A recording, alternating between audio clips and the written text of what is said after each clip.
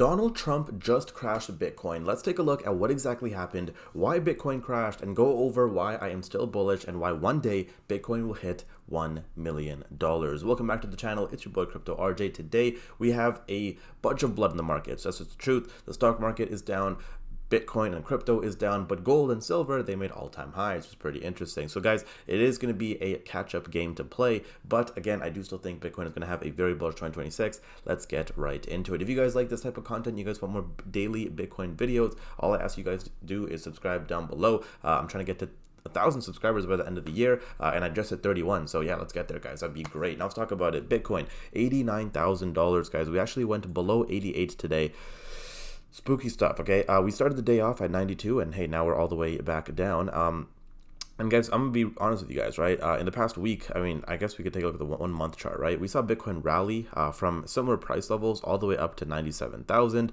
So when I did see this crazy run up in the past week, I was expecting a bit of pullback, but I wasn't expecting the pullback to be this sharp, nor was I expecting it to be this deep. So let's take a look at what happened. So first off, guys, Donald Trump announced 10% tariffs on European countries. Now, the markets kind of already knew this was going to happen. In fact, yesterday was actually a bank closing day, so I don't think the markets were open, which is why stocks and everything sold off today. Bitcoin dropped 8%. Gold made new all-time highs.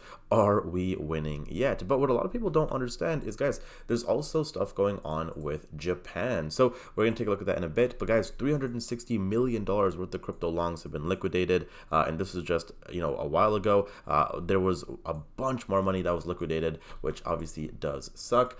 Some crazy stuff as well. The S&P 500 erases all of its 2026 gains. Guys, if you are in the stock market, now is a great time to buy certain things. Okay, now moving forward as well, the media is claiming today's market carnage is Greenland. So guys, there's also stuff with Greenland, right? Trump wants to actually take Greenland, and there's a whole thing going on in Davos with the World Economic Forum and that whole situation, which we're not going to get too into. But regardless, Japan is actually destroying the market. So I could make a separate video on this, and if you guys want me to, let me know. But more or less, guys, Japan is raising their bond rates, which basically means that any sort of money that they have tied up with international affairs, so whether that's stocks, whether that's just money markets, whatever it is, and any money that's invested into the Japanese markets, it's basically just going to sheds, right? So that's the most simplistic way I could put it, right? Basically, Japan is doing something in their markets and their economy that is bad for international markets. And we're talking, if I'm not mistaken, $1 trillion worth of money is being managed and moved around or whatever. So basically, Japan, bad, right? Not the actual country, but what they're doing is basically causing a cascade of events. So we could see this reflected as well.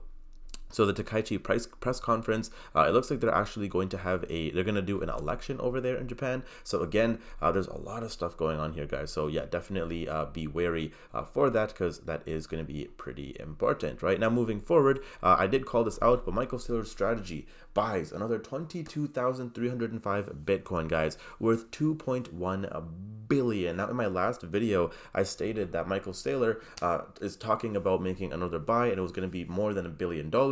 I didn't think it was going to be double, right? So $2+ billion bought, which is insane, guys. Michael Saylor is literally stacking while a lot of people are panicking. Here's the craziest thing as well, guys. Michael Saylor's strategy now holds 709,715 Bitcoin. Holy shit, I might have to go back to school. So he holds $64.5 billion worth of Bitcoin, which is 3.3% of the total supply. Guys, Michael Saylor keeps on buying. And again, stuff like this, news like this, is basically why I have a very, very strong thesis as to why Bitcoin is going to hit $1 million. Remember, there's only 21 million Bitcoin out there ever. And with Michael Saylor consistently buying more and more and more, and more countries following, more companies, more corporations, more every average day people, like just with everyone buying, guys, there's not going to be enough Bitcoin for everyone, and that's just the truth. Now, I also want to share this just to end the video off on a lighthearted note.